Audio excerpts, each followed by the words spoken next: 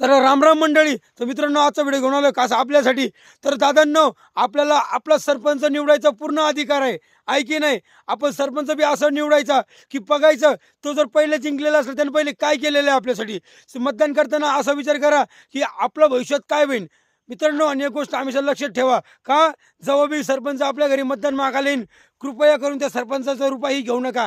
मित्रांनो, दादांनो, तुम्ही जर त्यांचे पैसे घेताल तर तुम्हाला तुमचा हक्क मागायचा पूर्ण अधिकार तुम्ही तिथंच संपवता जेव्हा तुम्ही 1000 दीड हजार घेता.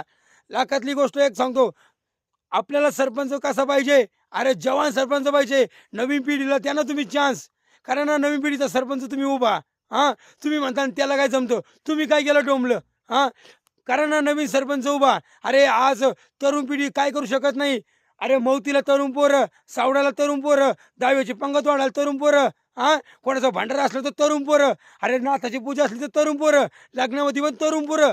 हां, काय करू शकत नाही तरुण पोरं, सांगा ना आम्हाला.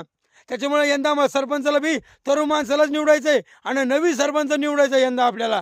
काय सरपंच आपल्याला काय करू शकतो हे बघायचंच आहे की नाही? तर त्यांच्याकडून पैसे घेऊ नका. आणि दुसरी गोष्ट, तुम्ही एक बघून बुंदीची वाढीता आणि म्हणता अरे बाप रे कमरात चमकलं, आणि डबल म्हणता तरुण पोरं काय करू शकते. तर व्हिडिओ आवडला ना लाईक पिक नका करू, व्हिडिओला फक्त शेअर करा. आणि आपला कसा सरपंच पाहिजे, नवीन तरुण. हा, आमचा सरपंच जगावर पडतोय.